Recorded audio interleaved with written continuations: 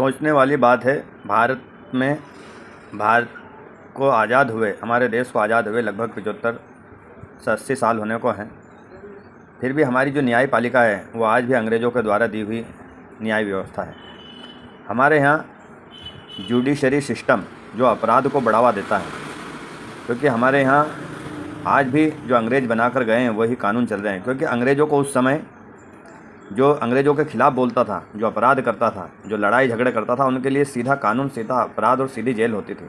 और वहीं ज़मीनों पर और राज्यों पर कब्जा कौन करते थे? अंग्रेज़। उनके लिए सिस्टम था, जो जुडिशरी का सिस्टम था वो रुका हुआ था, उनके लिए न्याय लंबित व्यवस्था थी।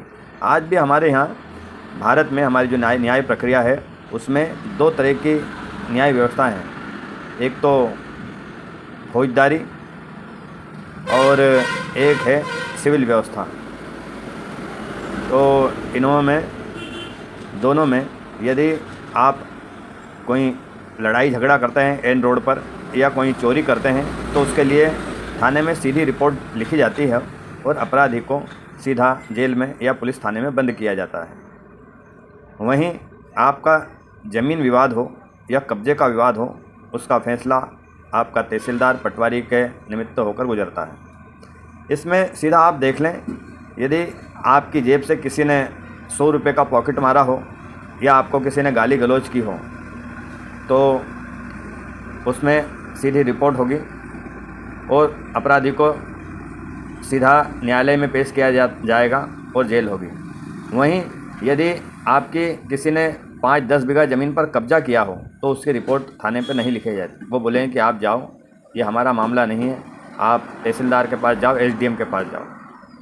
ये आज भी प्रक्रिया है। ये आपकी चोरी हो जाती है, उसके लिए छोटी मोटी चोरी पर भी यदि आपकी कोई भैंस चोरी कर लेता है तो उसका चोरी का मुकदमा या चोरी की रिपोर्ट थाने में लिखी जाती है। वहीं आपकी पूरी गौशाला पर कोई कब्जा कर लेता है तो थानेदार बोलते हैं कि आप, ये हमारा मामला नहीं है, आप तहसीलदार, एसडीएम, कलेक्टर के पास जाओ।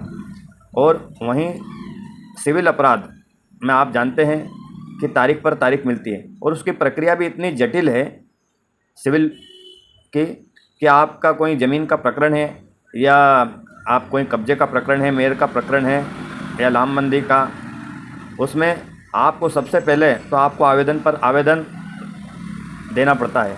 यदि जैसे कि आपके कोई छोटा किसान है, उसके पास केवल 5 बीघे ज़मीन है और किसी दबंग ने उसकी 4 बीघे पर किसी ने कब्जा कर लिया, उसके पास, गरीब किसान के पास आदमी की व्यवस्था भी कम है और दबंग के पास पैसा भी है और सब कुछ है, तो वो जब सबसे पहले थाने पे जाएगा तो उसको ये बोला जाएगा कि नहीं, यह हमारा मामला नहीं है, आप इसकी शिकायत तहसीलदार के पास करो। वो सबसे पहले यदि आवेदन देगा तो वो पटवारी के पास आवेदन देगा, पटवारी बोलेगा कि आप तहसीलदार के पास आवेदन दो, तहसीलदार के पास आवेदन देगा। फिर बहुत दिनों बाद उसको नब्ती का मामला आएगा। नब्ती के लिए भी हमारे यहाँ व्यवस्था है कि मई और जून के महीने में नब्ती होती है। नब्ती के बाद जब नब्ती करी जाएगी तो ले दे के दबंग आदमी उसके पक्ष की बात करेगा। यदि नब्ती हो भी गई तो उसको कब्जा मिलने में फिर 1 साल लगेगा। उसके बाद उसको पटवारी के पास, गिरदावड़ के पास जाना पड़ेगा, गिरदावड़ के पास बाद उसको तहसीलदार के पास जाना पड़ेगा, तहसीलदार के पास के बाद एसडीएम के पास जाना पड़ेगा, एसडीएम के बाद उसको कलेक्टर के पास जाना पड़ेगा, कलेक्टर के बाद उसको कमिश्नर के पास जाना पड़ेगा और कमिश्नर के बाद उसको सिविल कोर्ट में जाना पड़ेगा, सिविल कोर्ट के बाद उसको हाई कोर्ट में जाना पड़ेगा और हाई कोर्ट के बाद उसको सुप्रीम कोर्ट तक जाना पड़ेगा। और इतनी लंबी प्रक्रिया में बहुत सारों की तो उम्र ही गुजर जाती है और छोटे मोटे किसान को न्याय नहीं मिल पाता है। बहुत बार जो दबंग आदमी होता है, पैसे वाला आदमी होता है, वो अपने कब्जे के लिए लेता रहता है तारीख पे तारीख, क्योंकि घूसखोरी की हमारे यहाँ ऐसी व्यवस्था है कि राजस्व विभाग में ये मामले बहुत दिनों तक लंबित होते रहते हैं और इसमें न्याय की प्रक्रिया नहीं होती। और ऐसे ही केस में हमारे भारत देश में लगभग प्रति वर्ष लगभग 15 लाख लोगों के हाथ पैर तोड़ने की या टूटने की रिपोर्ट दर्ज होती है।